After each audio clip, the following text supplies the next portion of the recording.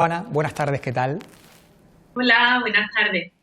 Seguimos avanzando esta segunda semana de la fase 2 de la desescalada y ya, bueno, pues acostumbrándonos a convivir entre carteles que nos recuerdan las diferentes medidas de seguridad, el distanciamiento social, lavarnos las manos continuamente, encontrándonos con botellitos de gel hidroalcohólico en cada esquina. Y hoy nos preguntamos, ¿todo esto es fundamental, reforzar esas medidas de higiene para ganarle la batalla sanitaria al COVID, pero ¿puede llegarnos a obsesionar tantas medidas de seguridad, Juana?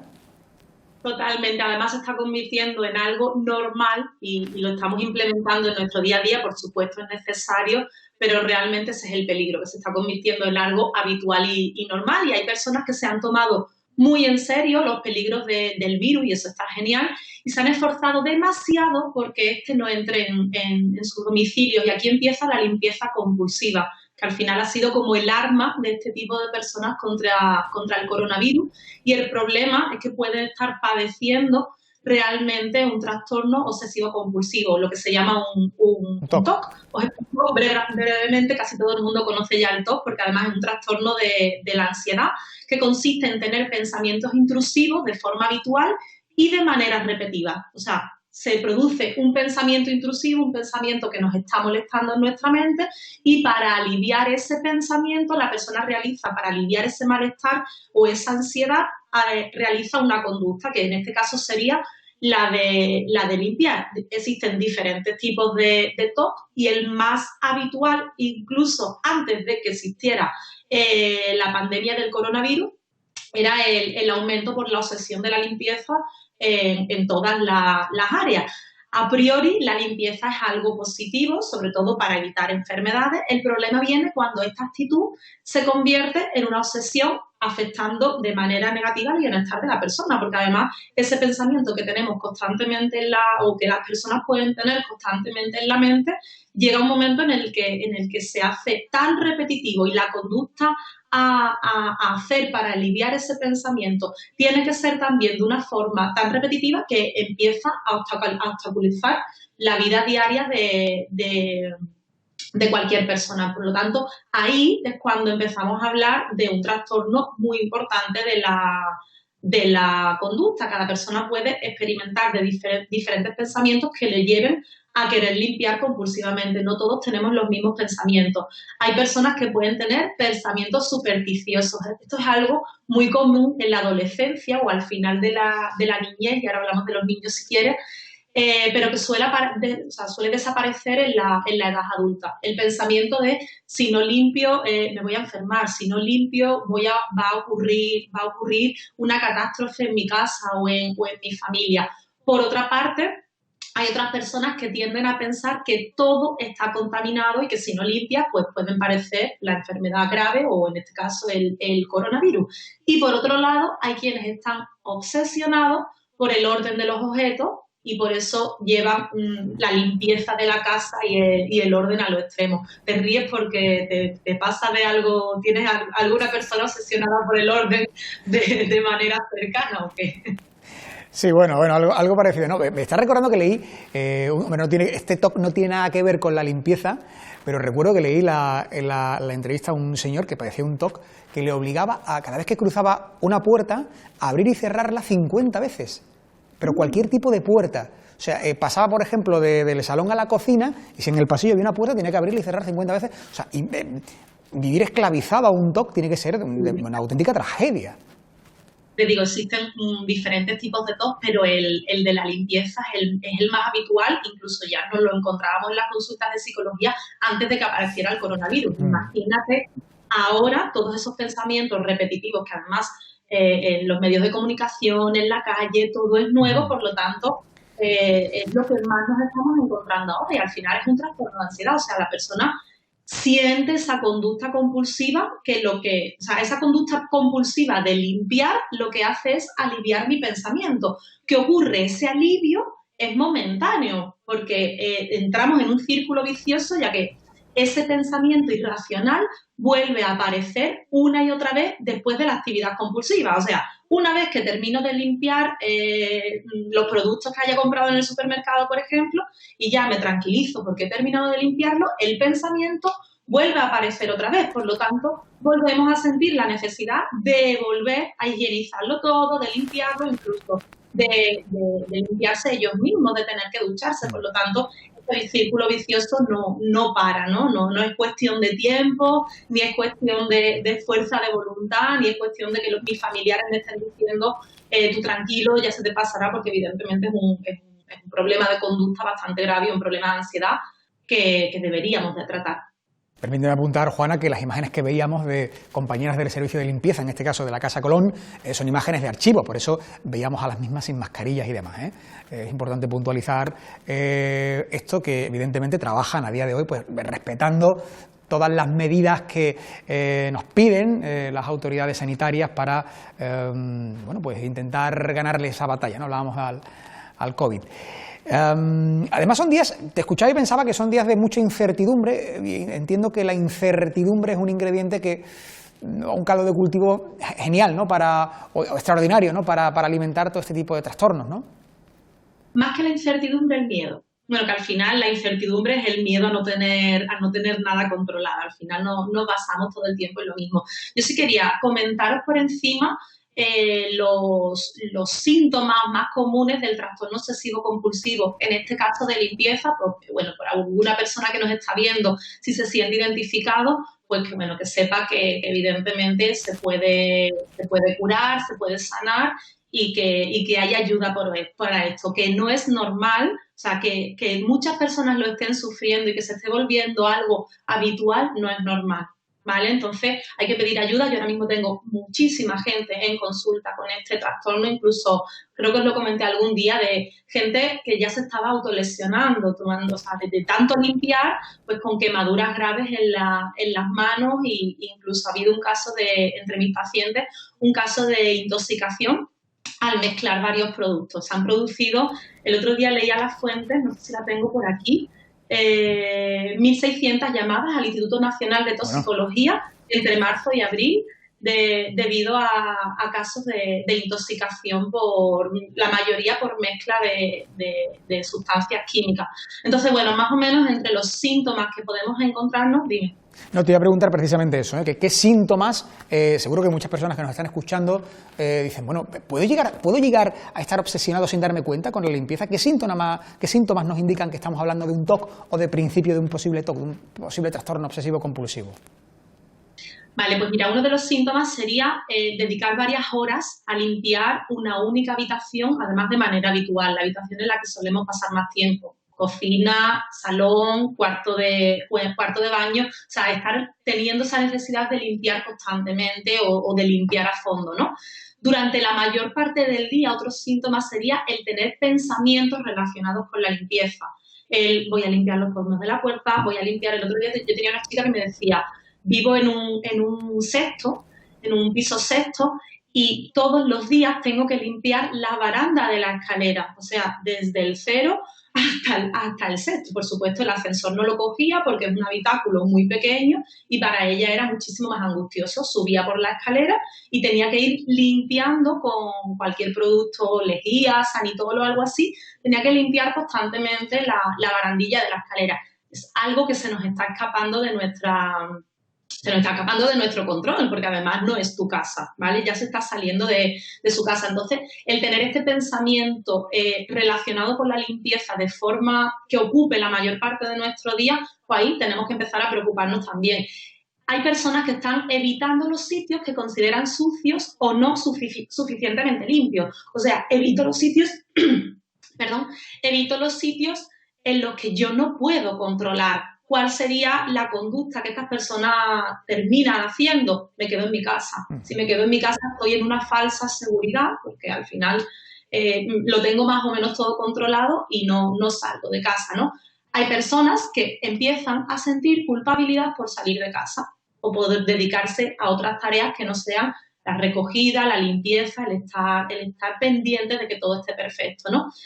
Y uno de los síntomas, y esto si hay familiares de personas que estén padeciendo este trastorno, que, oye, no es un trastorno grave, simplemente es un trastorno de la ansiedad, no estamos locos por padecer esto, es algo muy común, simplemente se puede trabajar, ver de dónde viene esta obsesión y no es normal aunque esté ocurriendo ahora.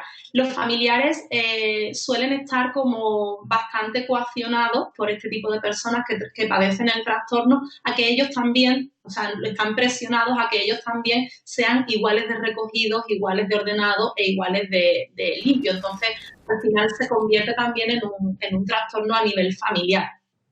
Y por otro lado, bueno, pues la higiene personal, personas que necesitan cuando tocan algo, pues necesitan estar lavándose las manos constantemente, duchándose, incluso, bueno, yo he llegado a escuchar de duchas a 40 grados, con productos corrosivos, sí. Entonces, bueno, si todo esto lo podemos coger a tiempo, no sufrir ninguna intoxicación y sobre todo que en el momento en el que tenemos ese pensamiento en nuestra mente no nos deja disfrutar del resto de nuestro día. No podemos salir a dar un paseo tranquilo, no podemos trabajar tranquilo porque al final nuestro pensamiento está como de alguna forma martilleándonos la cabeza para que limpiemos, para que todo esté desinfectado. El problema del coronavirus es que es algo que no estamos viendo de forma física. Por lo tanto, puede estar en cualquier lado o en ninguno. En el sentido de, puedo tener la casa llena de coronavirus o no puedo, o no está en ninguna parte. Entonces,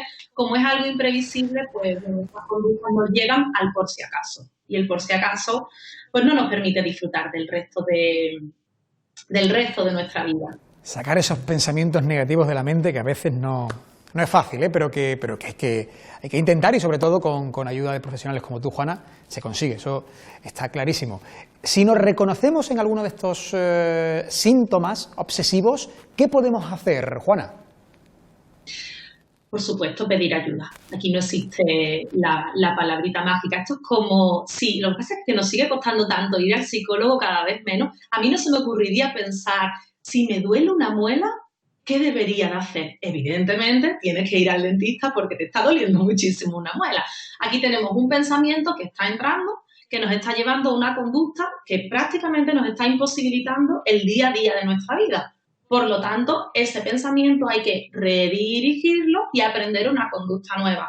Pedimos ayuda. Se puede hacer con tratamientos farmacológicos en el que la ansiedad disminuya, puede ser, solo que evidentemente más adelante en el tiempo va a volver a aparecer de alguna forma el trastorno, o podemos pedir ayuda psicológica en la que nos ayude a reconducir ese pensamiento, a averiguar de dónde viene, porque además ese pensamiento viene de alguna parte, esa necesidad de control. Entonces es ahí donde el psicólogo o la psicóloga tiene que ir con cada paciente, pero por supuesto en cualquier caso, ya sea médico, ya sea psicológico, lo que sea, pedir ayuda porque, como te decía antes, esto no es cuestión de falta de voluntad, esto no es cuestión de esperar que pase el tiempo, esto no es cuestión del coronavirus, que sí, que es cuestión del coronavirus, se ha visto acrecentado, pero que ya este tipo de trastorno existía anteriormente.